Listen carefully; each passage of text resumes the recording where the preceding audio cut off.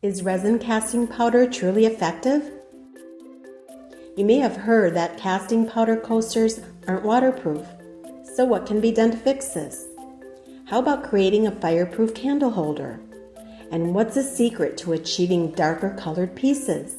No worries. Today we're tackling all these questions step by step, taking you from a complete beginner to a skilled casting powder artisan. This tutorial is split into 2 parts to ensure a thorough understanding. In part 1, we'll start with an in-depth look at casting powder, which includes its unique properties and characteristics. Then, we'll guide you through the entire process of making casting powder product, from choosing the right tools to executing each step with precision.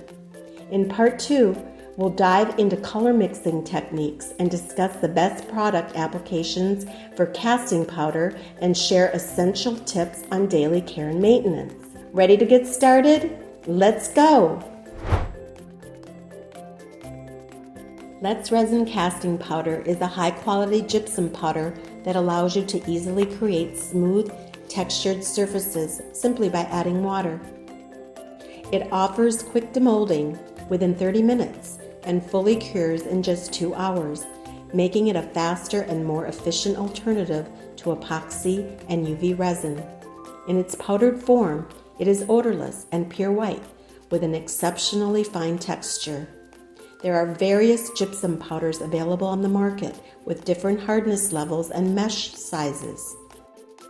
The mesh size impacts the smoothness and fineness of the finished product, while the hardness determines its resistance to deformation and scratches.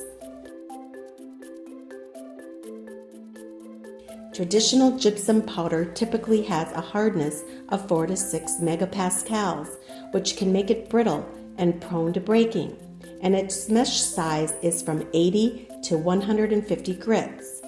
This often leads to air bubbles and internal voids, making it more suitable for basic buildings and simple crafts. Our Let's Resin Casting Powder features an ultra-fine gypsum powder with a mesh size of 2,000 grits and a hardness of 8.5 megapascals, which places it in the medium to hardness range. This balance of compressive strength and hardness results in a smooth, refined finish.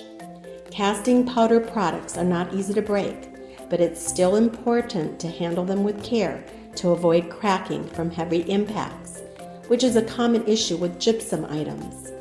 The finished product has a smooth, delicate texture, resembling a glazed surface with a slightly cool touch at room temperature, making it a pleasure to hold.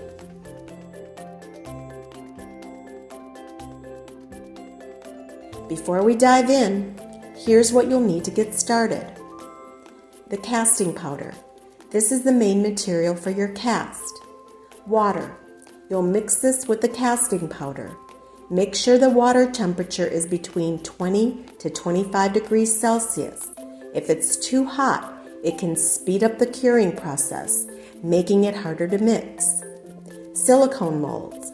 Pick molds that match your design, but make sure they're easy to demold. There aren't any strict rules on shape, but avoid molds with too many thin, long, or sharp corners. These can cause the cast to break when you try to remove it. Coloring agents.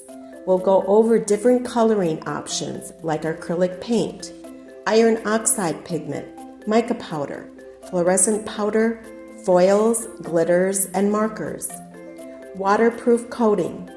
For the waterproofing and fireproofing, look up acrylic varnish on Amazon to find the right coating. Soy wax is another great option for sealing the surface. These are the tools we need to prepare. A mixing stick is used to mix the casting powder and water thoroughly.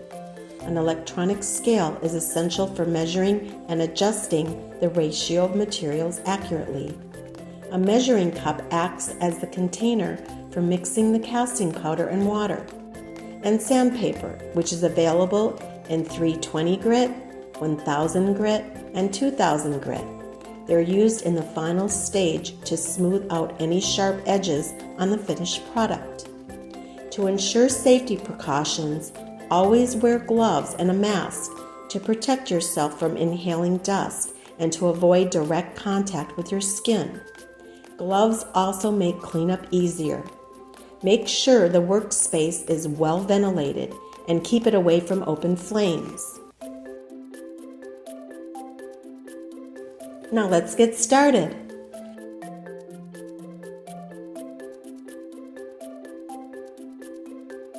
The perfect powder to water ratio is 3:1. If you're making a small batch, just pour the water into the powder and mix. It's quick and effortless.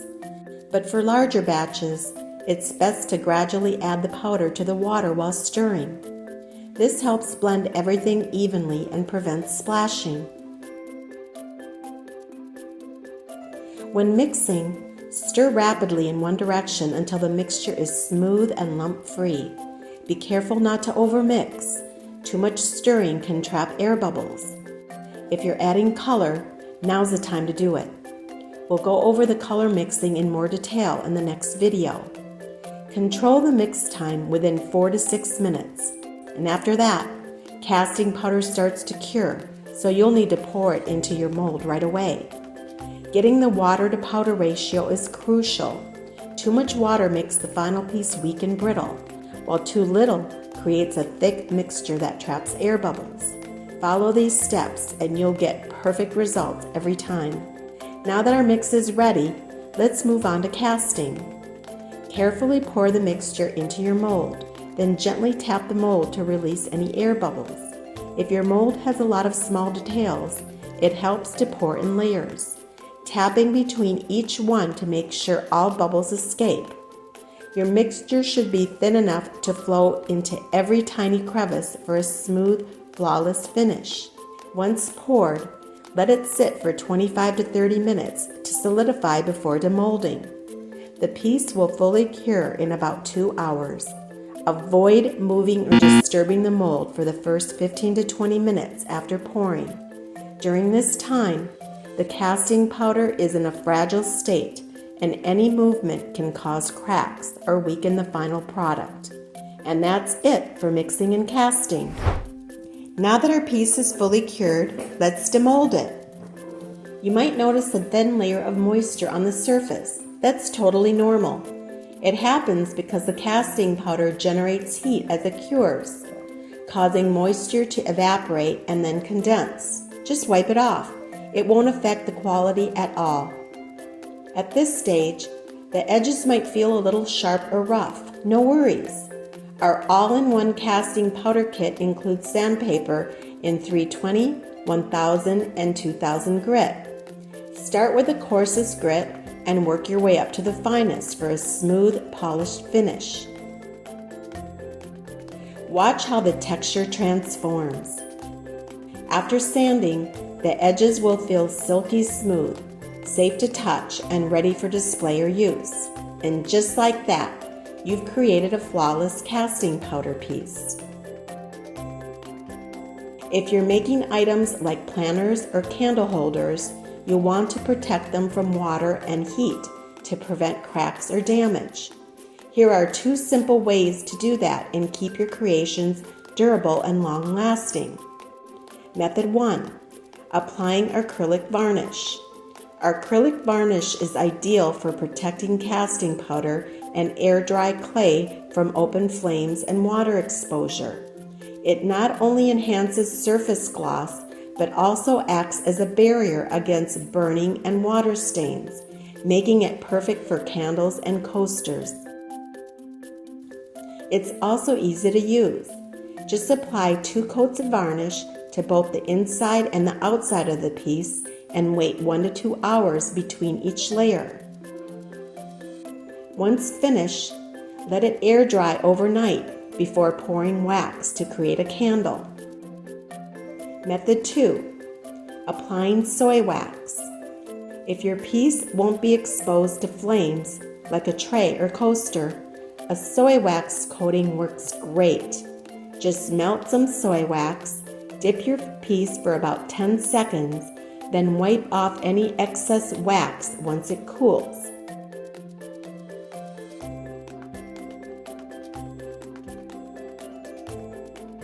If you're making a casting powder candle holder, make sure it's at least 2 centimeters thick. Thinner pieces might crack under prolonged heat. And that's a wrap for episode 1. Working with casting powder is easier than you think, and I hope this answered most of your questions. In episode 2, we'll cover color mixing techniques and how to care for your finished piece. So stay tuned. Got any questions or ideas? Drop them in the comments. We'll randomly pick a lucky one from the comments to win a free all-in-one casting powder kit. Don't miss this opportunity. See you next time in the next episode. Bye.